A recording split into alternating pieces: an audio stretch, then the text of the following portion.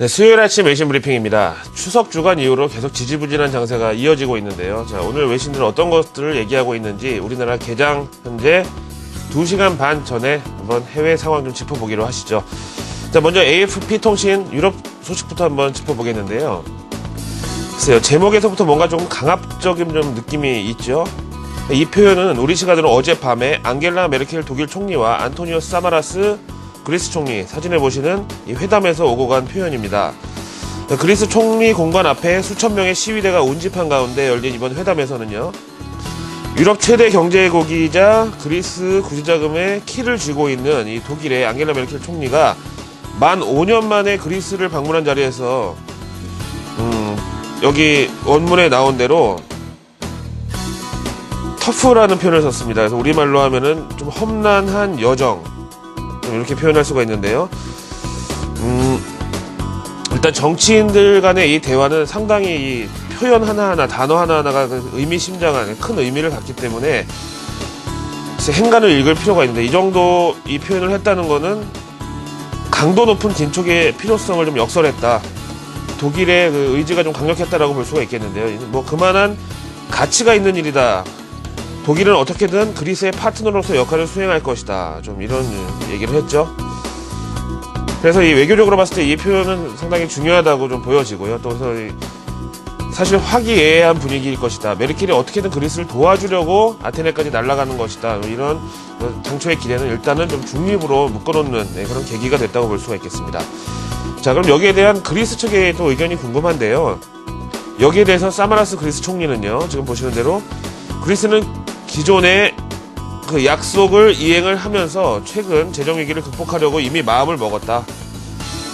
신뢰도에 대해서 얘기를 하고 있고요. 비록 지금 그리스 국민들의 출혈이 지속되고 있지만, 아까 이 터프라는 표현에 또 이어서 등장한 것이 이 현재 출혈이 있다, 피를 흘리고 있다, 이런 표현을 썼죠.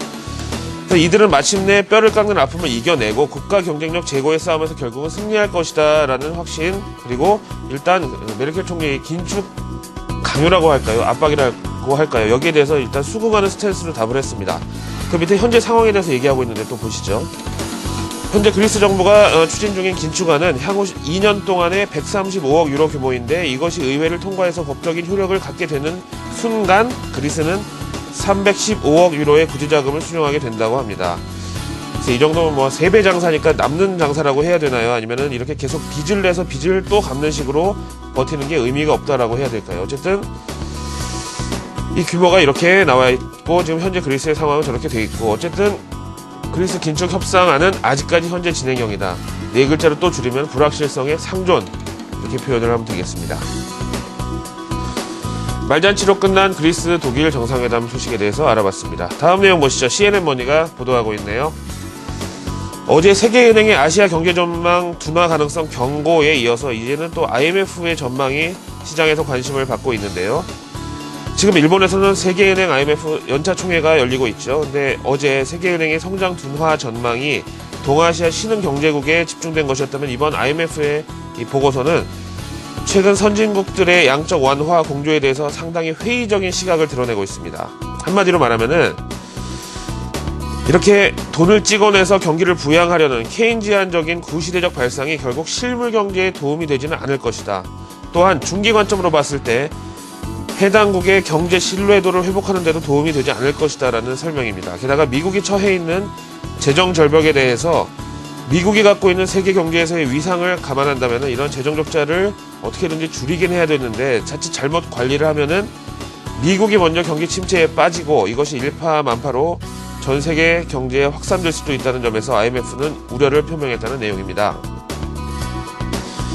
사실 환율이 낮을수록 좋다고 생각하는 이것도 역시 또 아이러니라고 할까요? 근데 이렇게 돈을 찍어내서 자국의 화폐 가치를 낮추는 것은 결국은 그 자국 경제의 위상을 대변하는 그 화폐 가치를 내린다는 점이 결국 대외 신인도에 연결이 된다는 IMF의 아주 원론적인, 하지만 상당히 날카로운 지적이 이번에 들어있었다는 거죠. 다음 내용 보시겠습니다. 하도 외신이 좀 뭐 신통한 내용이 없어가지고요. 뭐 아주 최신 내용은 아니지만 한번 준비를 해봤습니다. 비즈니스 위크 들어보시죠.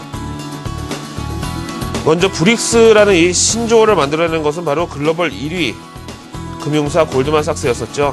이 먼저 골드만삭스에 대해서 좀 설명을 드리면은 미 증시 역사상 수익률 면에서 명실공히 글로벌 1위 IB의 위상이고 또 지난 2008년도 베어 스턴스와 리만 브러더스를 포함해서 여러 글로벌 금융사들을 망가뜨렸던 이 서브프라임 모기지 관련 채권으로 오히려 과도한 수익을 내서 미 증권거래위원회로부터 제소당했다가 결국 지난해 무혐의 처분을 받은 일도 있습니다. 이런 골드만삭스는 최근 브릭스라는 이 흥행작 이후에 이를 이을 글로벌 신테마 미스트를 공개한 이후 이들 증시에 대한 주도 면밀한 리서치와 꾸준한 투자를 병행해 왔다고 하는데요.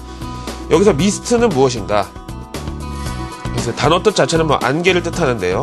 골드만삭스의 향후 투자 전략을 엿볼 수 있는 브릭스 후속타로 손꼽힌 4개 국가는 지금 보시는 대로 멕시코, 인도네시아, 사우스 코리아, 그리고 터키 이렇게 4개 국가의 이니셜을 혼합해서 미스트라고 명명을 했죠. 그래서 이 골드만삭스가 발표한 미스트 국가들에 대한 글로벌 투자자들의 관심이 높아지는 가운데 골드만삭스는 이와 병행을 해서 N11이라는 펀드를 만들어서 운영 중인데요. 이 N11 역시 그동안 브릭스에 가려져 있었지만 향후 경제 성장과 투자 매력도에 있어서 좀 더 유망한 국가들로 구성이 되어 있는데 이 11개 N11 국가가 바로 알파벳 순으로요. 이집트, 인도네시아, 멕시코, 나이지리아, 파키스탄, 필리핀, 사우스코리아, 그러니까 대한민국, 다음에 터키, 베트남이고 외국인 직접 투자를 금지한 이란은 최근에 N11 펀드에서 제외됐다. 브릭스를 흥행시킨 골드만삭스가 이렇게 우리나라를 포함한 4개 신흥국을 밀고 나간다라는 점에서 여러 가지 비교를 해놨고 중장기 관점으로 봤을 때는 어느 정도 외국인들의 이 기대감도 여기를 따를 것으로 기대를 좀 해보고 싶네요. 자, 오늘 여러 가지 외신들이 긍정적인 내용이 없었는데 마지막 이 내용으로 비교를 지어보겠습니다. 수요일 아침 외신 브리핑이었습니다.